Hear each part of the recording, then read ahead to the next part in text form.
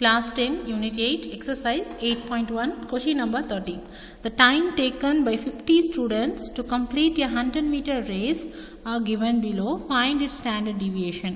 அதாவது 50 ஸ்டூடெண்ட்ஸோட 100 metre race வந்து எவ்வளோ பேர் வந்து எடுத்துக்கிறாங்க, டைம் எடுத்துக்கிறாங்க அந்த 100 மீட்டர் ரேஸை வந்து கம்ப்ளீட் பண்ணுறதுக்குன்றதுக்கான டேட்டாஸ் வந்து உங்களுக்கு கொடுத்துருக்காங்க. Time taken, number of students 6 members வந்து 8.5லேருந்து 9.5 வரைக்கும் டைம்ஸ் எடுத்துக்கிறாங்க. 8 ஸ்டூடெண்ட்ஸ் வந்து 9.5லேருந்து 10.5, 17 ஸ்டூடெண்ட்ஸ் 10.5 to 11.5 செகண்ட்ஸ் வந்து டைம் எடுத்துக்கிறாங்க. ஸோ அதே மாதிரி 10 ஸ்டூடெண்ட்ஸ் வந்து 11.5 to 12.5, 9 ஸ்டூடெண்ட்ஸ் 12.5 to 13.5 செகண்ட்ஸ் வந்து டைம் எடுத்துக்கிறாங்க. ஓகே, ஸோ இதில் பார்த்தீங்கன்னா நீங்கள் டேட்டாஸ் வந்து அப்சர்வ் பண்ணும்போது ஃபஸ்ட்டு வந்து இது கிளாஸ் இன்டர்வல். ஸோ அப்போ ஸ்டெப் டீவியேஷன் மெத்தட் நம்ம யூஸ் பண்ண போகிறோம், அந்த ஃபார்முலா யூஸ் பண்ண போகிறோம். செகண்ட் ஒன் இஸ் இது வந்து கண்டினியூஸ் ப்ரோக்ரஸாக இல்லை வந்து டிஸ்கண்டினியூஸ் ப்ரோக்ரஸாக நம்ம பார்க்கணும். இப்போ பார்த்தீங்கன்னா முடிகிற டேட்டாவிலே ஆரம்பிச்சிருக்கணும், அப்படி இருந்துச்சுன்னா அது கண்டினியூஸ். ஸோ அப்போ நம்ம 0.5 ஆட் பண்ணி 0.5 வந்து மைனஸ் பண்ண வேண்டிய தேவையில்லை. ஸோ அப்படியே நம்ம எடுத்துக்கலாம் எக்ஸ் வேல்யூ. ஓகே, ஸோ இப்போ பார்த்தீங்கன்னா இங்கே எக்ஸ் வேல்யூ இது வந்து மிட் வேல்யூ ஆஃப் எக்ஸ் எழுதிக்கணும், mid value of x. So இந்த மாதிரி கிளாஸ் இன்டர்வல் வந்தாலே நீங்கள் மிட் வேல்யூ ஆஃப் எக்ஸ் ஒரு காலம் போடணும். அடுத்து எஃப். ஸோ டி வந்து எக்ஸ் மைனஸ் ஏ வந்து நம்ம அசியூம்டு ஏ வேல்யூ நம்ம அசியூம்டு டேட்டா ஒன்று எடுத்துக்க போகிறோம். ஸோ அதுக்கான ஏ தான் இது. அடுத்து டி ஸ்கொயர் எஃப்டி, எஃப்பும் டியும் ப்ராடக்ட் பண்ண போகிறோம். அண்ட் தென் எஃப்டி ஸ்கொயர், எஃப்பும் டியும் ஸ்கொயர் பண்ணிக்க போகிறோம். ஓகேவா? ஸோ இப்போ எக்ஸ் வேல்யூ எடுத்து எழுதிக்கோங்க. 8.5 to 9.5, 9.5 to 10.5, 10.5 to 11.5, 11.5 to 12.5 and 12.5 to 13.5. ஓகேவா? ஸோ இப்போ இந்த 5 டேட்டாஸ் நம்ம எழுதியாச்சு. இங்கே டோட்டலுக்காக ஒரு காலம் போட்டுக்கலாம். ஓகே, ஸோ இப்போ பார்த்தீங்கன்னா உங்களுக்கு மிட் வேல்யூ ஆஃப் எக்ஸ், அதாவது இந்த எக்ஸ் வேல்யூவோட மிட் வேல்யூ, ஒவ்வொரு டேட்டாவோட மிட் வேல்யூ எழுதணும். 8.5க்கும் 9.5க்கும் மிட் வேல்யூ என்னவா இருக்கும் அப்படின்னா 8.6, 8.7, 8.8, 8.9, 8.9, அப்புறம் 9 வரும். திரும்ப 9.1, 9.2, 9.3, 9.4, 9.5. ஸோ இப்போ 10 டேட்டாஸ் 10 வேல்யூஸ் இருக்கும் இதுக்கும் நடுவில்.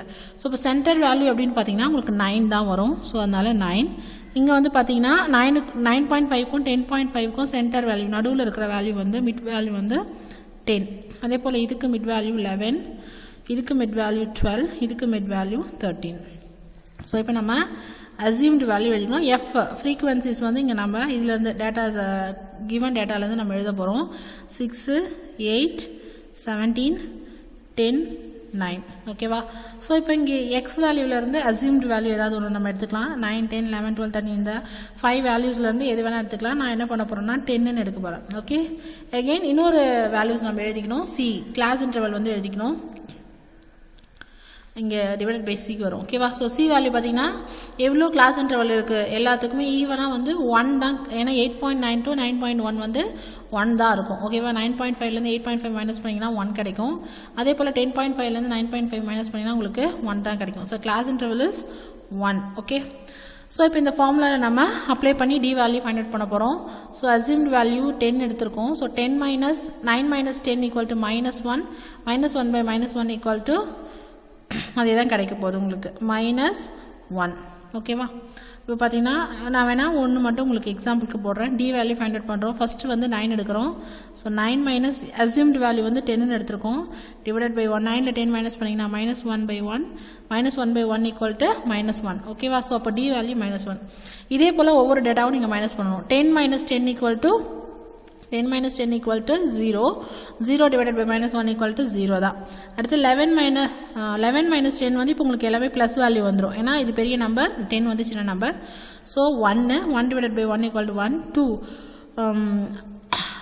12 minus 10 equal to 2, 2 by 1 equal to 2. அதே போல் இங்கே 3, ஏன்னா 13 minus 10 equal to 3, 3 divided by 1 equal to 3. Okay, so இப்போ நம்ம டி வேல்யூ ஃபைண்ட் அவுட் பண்ணியாச்சு.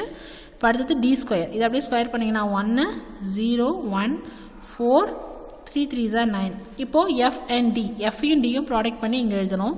6 1s are -6, 8 0s are 0, 17 1s are 17, 10 2s are 20, 9 3s are 27. Okay, அதே போல் எஃப்டி ஸ்கொயர் இந்த வேல்யூவும் product பண்ணிக்கிறோம். 6 1s are 6, 8 zeros are 0, 17 1s are 17, 10 4s are 40, and then 9 9s are 81.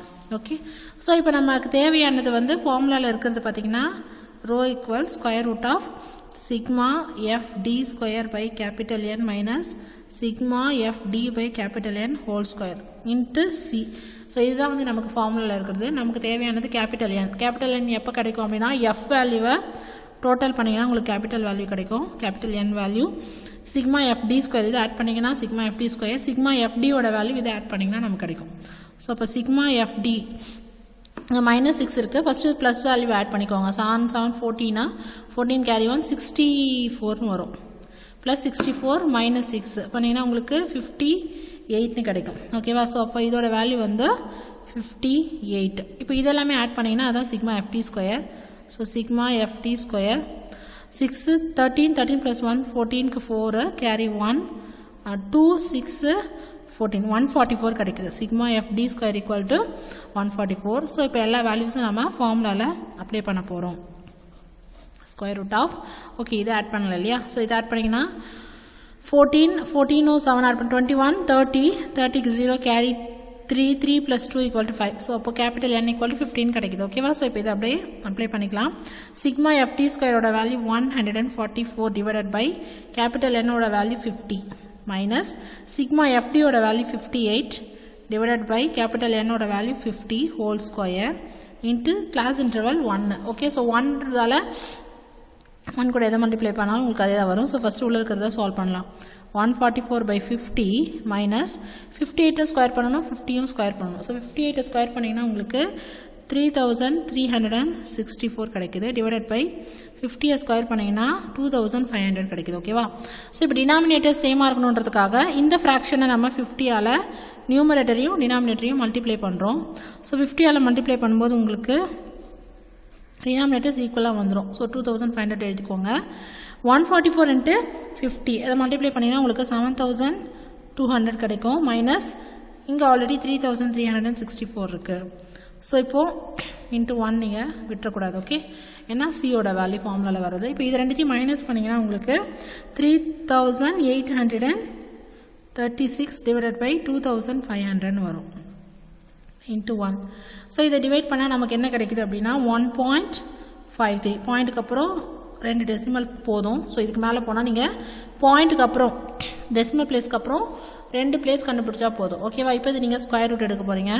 Square root எடுத்திங்கன்னா உங்களுக்கு என்ன கிடைக்குதுன்னா 1.2 கிடைக்குது. ஓகே, ஸோ 1.2 × 1 = 1.2 தான்.